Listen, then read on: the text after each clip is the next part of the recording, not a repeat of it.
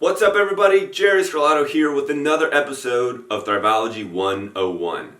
And today I want to talk to you about the best strategies you can utilize to achieve your health and fitness goals. If you read my article earlier this week that I put out on Tuesday, I talked about breaking goals into three categories. Most of what everyone talks about or what everyone wants to achieve in their health and fitness can typically be broken up into one of three categories. Move better and feel better. That's one category. Increase performance, that's category 2. And then look good naked, that is category 3.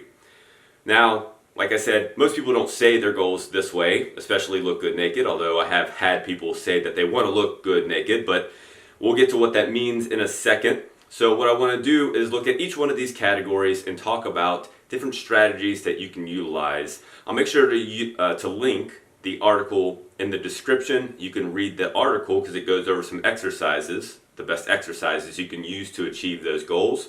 But today we're going to talk about different strategies, different types of strategies that you can use, maybe other than exercise per se. So let's start first with move better and feel better.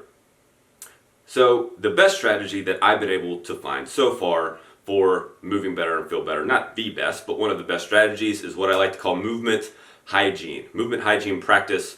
I actually did a Thriveology 101 episode on this, which I will link to as well. But basically, movement hygiene is picking about three movement, basic human movements that you can do every day, and you pick a certain number of reps that you want to achieve within a day. So maybe it's 20 reps of squats, 20 reps of push-ups, and 20 reps of pull-ups.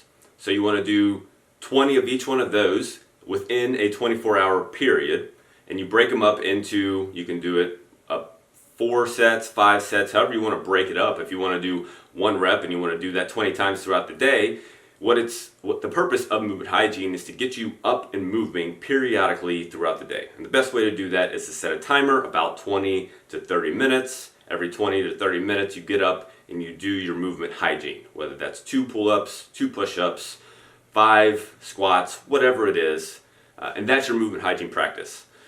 It is clear that one of the best ways just to increase energy and to increase your vitality is to move more often throughout the day. Most of us want to make sure that we get in our 60-minute exercise, which is certainly important and certainly going to help you feel better.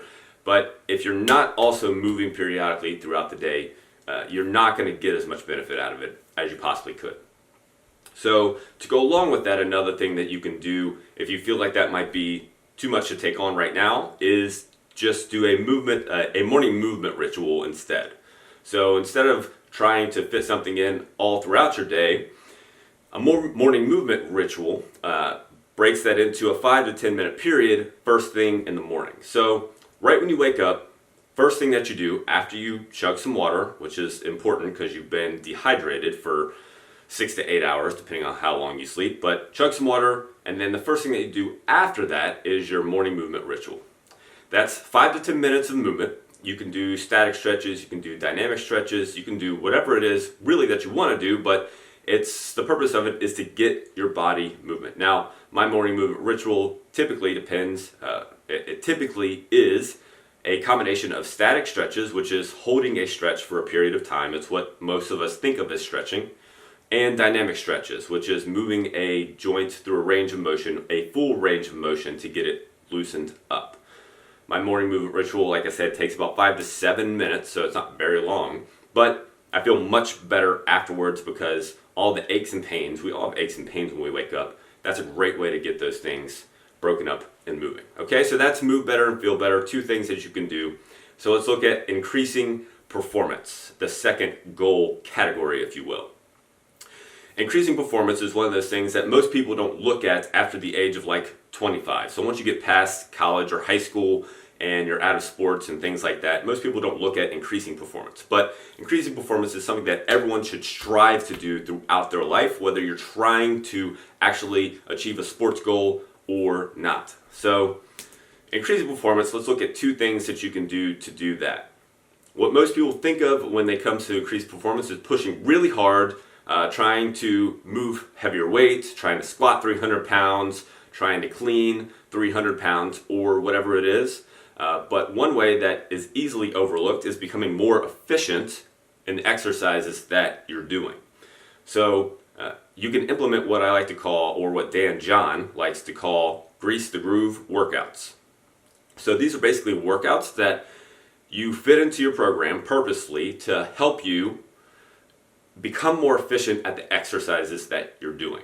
So either you become stronger in an exercise or you become more efficient at doing the exercise.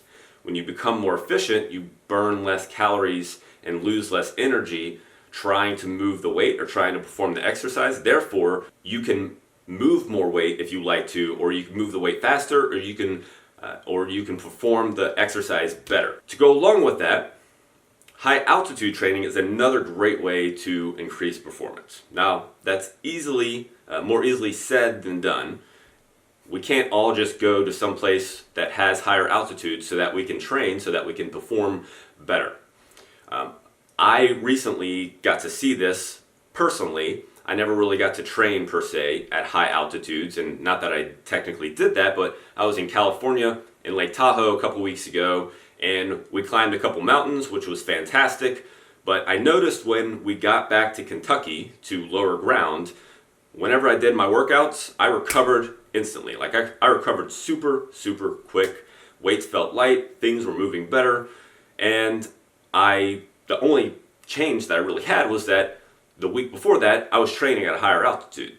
So I saw those things diminish about a week or so after I got back. So now I'm kind of at my baseline normally in Cincinnati or in the Northern Kentucky area. But a great way to kind of overcome that, instead of worrying about trying to get to a mountain to train, is buy what's called a training mask, a high altitude training mask. So it's this mask that looks like the guy from Bane, or the guy from Batman, wears. And basically it forces you to breathe harder by wearing the mask. It forces you to huff and puff harder by wearing the mask. So if increasing performance is one of your goals, a high altitude training mask is a great way to do that. They're $20, $30, $50 if you want a nice one. But if you don't mind looking like Bane and people staring at you while you're training, it's a great way to increase your performance. Which brings us to the last category, and one of the more popular categories. Move better and feel better for us at Thriveology is probably the top category, and then look good naked is the second highest category. So I say look good naked, and a little jokingly, but what this means is, for some people it might be weight loss, fat loss, whatever you want to call it, and for some people it might be putting on muscle, putting on lean mass. But basically this all fits into body recomposition. So making your body look different. We can all look at a picture and say, yes, I like the way that looks, and I would like to look more like that.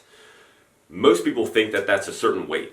I want to get down 50 pounds, or I want to get down 60 pounds, or I want to get to 150 pounds, or 120 pounds, or 100 pounds, or whatever that number is. But what you find is, especially if you're doing the right type of exercise, what you find is the weight isn't necessarily the important thing. It's how your body looks, and it's how your body feels, and how your clothes fit. So it fits under body recomposition, or look good naked, if you will. So a couple of things that you can do here. One of the best things that you can incorporate, which is one of the things that most people get scared of as they get older, is sprint work, hill work, or stair work. So running sprints, running hills, or running stairs. Now, I would encourage you to start with hills, and then maybe stairs, and then move to sprints. And here's why. Hills you can't run up as fast as you can run in a straight line.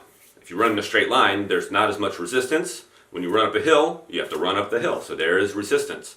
Therefore, it is better to start running uphill because you have a less likelihood of hurting yourself, which seems contradictory, but if you haven't ran in a long time, especially sprinted in a long time, and you try and start sprinting, the likelihood of you hurting yourself is not super high, but it's relatively high.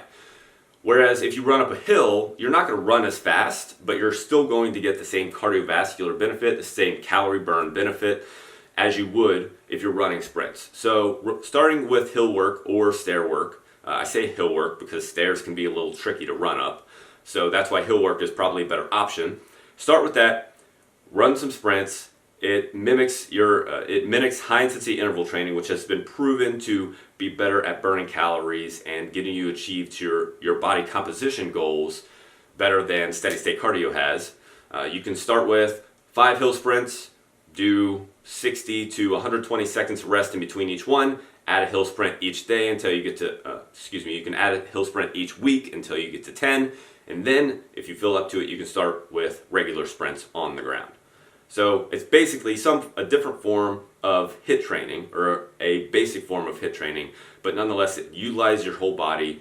It utilizes fast twitch muscle fibers, which are the fibers that use the most energy. So that is something that you should definitely incorporate if you're looking to recomposite your body. I don't know that that's the right way to say that, but that's what I threw out there.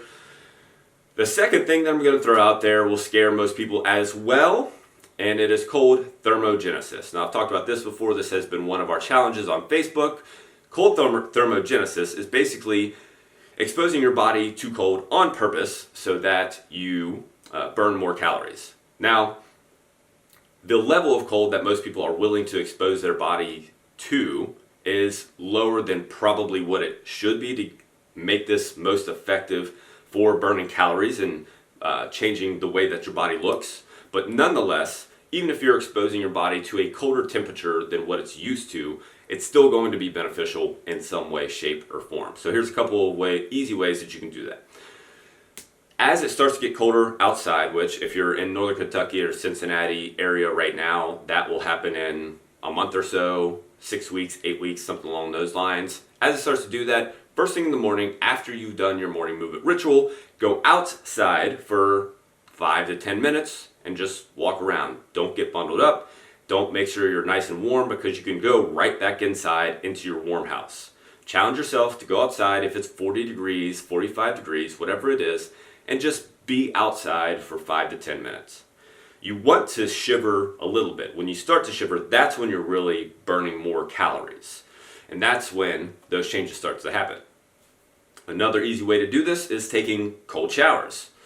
Now, most showers, again, don't get cold enough in order to have the maximal effect, but nonetheless, it's going to have some effect on you. You will feel your body be different. You will feel your energy go up. You will feel all these things change, and it's just a great way to make your body feel better. Overall, cold showers are definitely better for your body than warm showers are on average. Not that a warm shower is not a good thing periodically, but it's better for your skin. Cold body is better for your skin, better for your hair. It's better for all kinds of things. So incorporate those things, that is sprint work, hill work, or stair work. Lost my train of thought for a second. And then cold thermogenesis as well. So those are the things that you can incorporate to kind of work toward those goals. If you have any questions about them, feel free to shoot a comment below, shoot us a message or anything like that. If you like this stuff, make sure that you like it, subscribe, and share with your friends. That is the only way that we can reach more people, so we appreciate you doing that. Thank you so much for watching our information and putting effort into your life. And until next time, my friends, here's to your success in fitness mastery.